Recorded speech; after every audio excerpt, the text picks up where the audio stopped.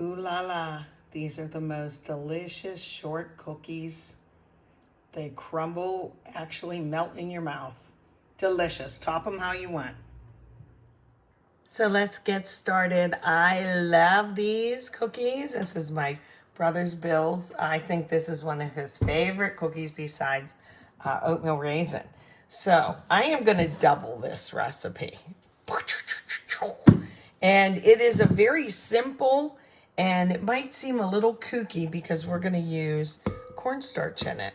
But just follow along. I think I have everything out and ready. Oven's getting, well, actually I want to put the second oven on. I want to put this lower one on because I am going to use the top one for something else. Okay, I just got that set. We're going to get that going to 350 in a preheated oven. So the first thing we're going to do, I think there's 4 ingredients. Let me count. 1, 2, 3, 4. What do you think of that? 4 ingredients. Usually this takes 1 cup of super soft butter, which is 2 sticks, of course. But I'm doubling it. I mean, what's the sense in, you know, making a little amount? You can always freeze cookies, right? So I guess I should have had this part done. This is one of the things I was going to make last night for our small group. We have a Bible study couples group that we go to on Monday nights. And in fact, we got a couple new couples coming to join us. They're really nice. And I always like to make something sweet and something savory. So, wow, that's a lot of butter, isn't it? 2 cups of butter. I'm going to throw this away.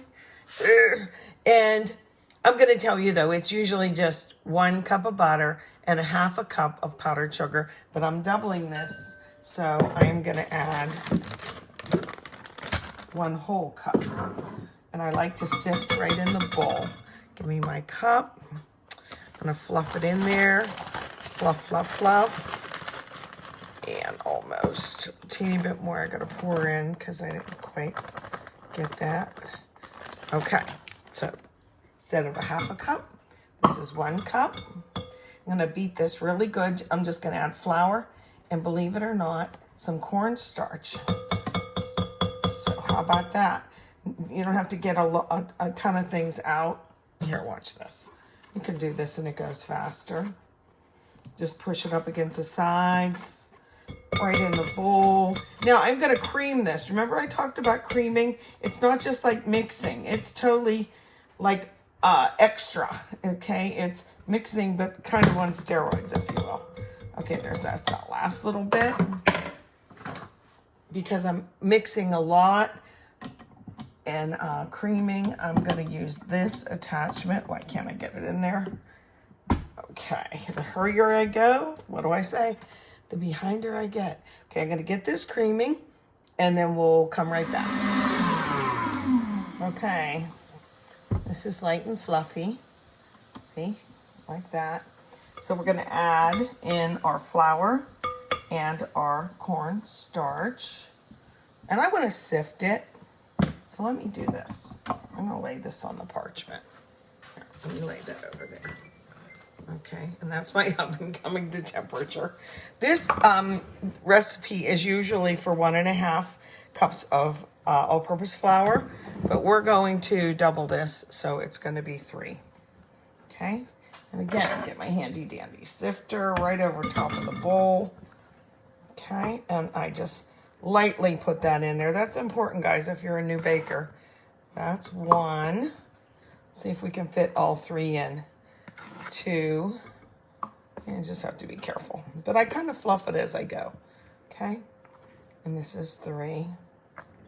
It's all-purpose flour. Okay, get out of my way.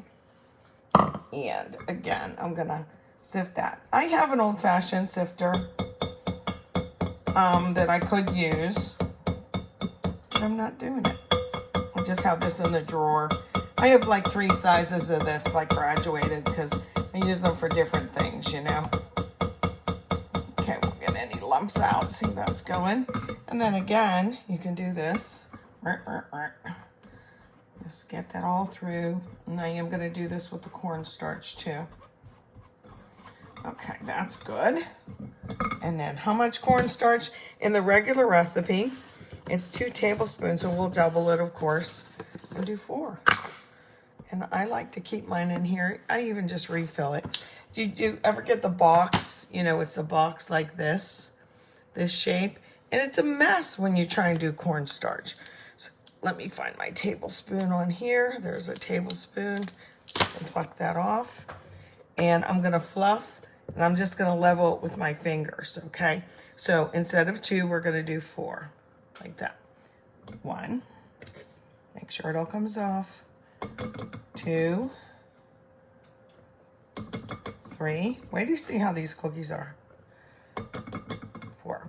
Now, I can just make them like regular, like just what's with I've done so far, but I'm going to bake them and then I can top them or not top them, whatever I choose to do with a little bit of jam. Think of a thumbprint. Think of like a thumbprint.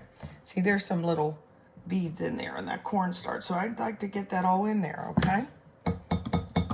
Now, I'll put my beater back on and I'm going to mix it up a little bit. And really, that's it. So I'll be right back. So that was really fast. I just mixed those last 3rd and 4th ingredients in. And I'm going to move you out of the way. Okay. What you're going to do now is this is what the dough looks like. It's a little more thick. I scraped down the sides once.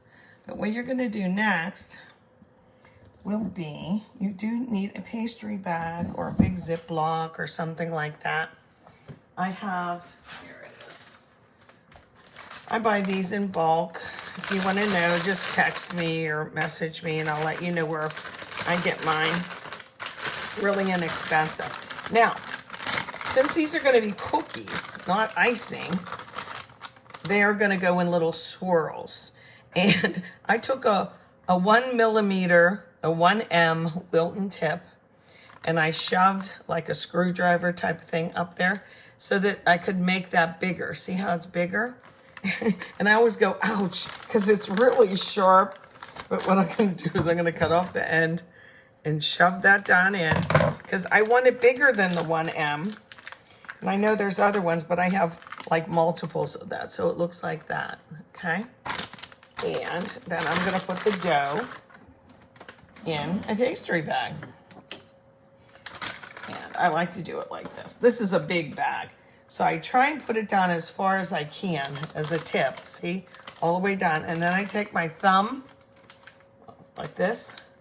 And then I scrape the spoon so it stays down there and doesn't come back up. So I'll do that again facing the camera. See how the dough's a little thick now?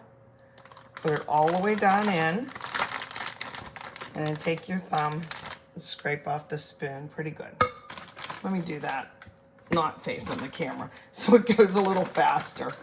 Like that. Some people put it in a glass. Whatever. And then I got to shake it down. Shake, shake, shake. And I like to get the air bubbles out. If I can. Just go around the horn. And then get that down in there. So we're going to go move over to our parchment cookie sheet and do some swirls. Okay, come on with me. Alrighty. I just moved over here. And you just literally, now this parchment's going to want to move because this is a thick dough. Doesn't have to be perfect. Whoops, I see I made that one bigger. Just try and make them uniform. Like that. And I usually do a dozen. So I might fill that with some sort of jam. I have some homemade left. I don't know how much. I had some peach and that little hole. That won't make a difference. And let's see. I have some regular jam. Actually, it's more jelly. That's grape. But you can use any kind you want. Or nothing at all. I'm not going to crowd it. So I'm going to do like so. Okay. And this will make at least 2 dozen. And they freeze well, but I'm going to freeze them and not put the jam on. So that's kind of what they look like. Okay, like that. Little swirls. They won't keep this shape that much. You can tamp this down if you want. Let's bake them 350.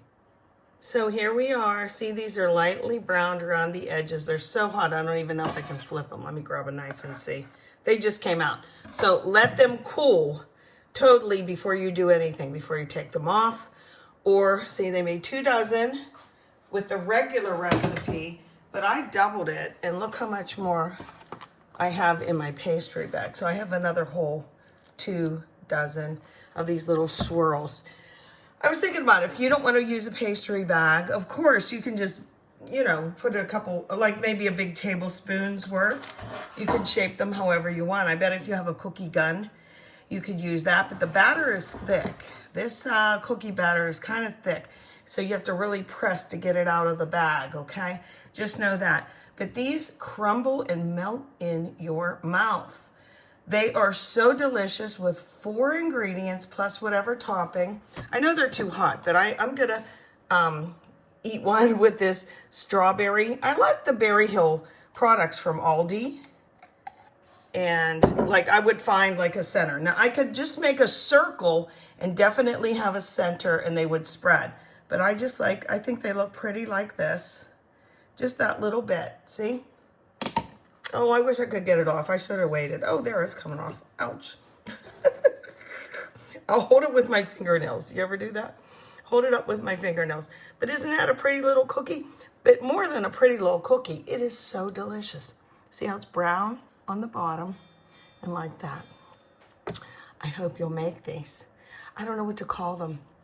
I think on the recipe, here, let me grab this. My little hand thing, I wrote very short cookies and a big smiley face, AKA melt in your mouth. So that's what we'll call them. Melt in your mouth, very short cookies. They're so delicious, 4 ingredients. Oh, I did them on 350, preheated in my convection oven. So I had 2 trays going at the same time. So you don't have to rotate them in a convection oven. And they took a little longer than I had written originally when I made these. Before I did like 13, 14 minutes. I had to do about 18 or 19. So just after a certain time, just look in the oven and see. Now they'll come off. Look at that. Ooh la la. Let's see. Nice. They're so delicious. Melt in your mouth. You didn't even have to chew them. You can just smush them around. But the flavor is so good. All right, manja.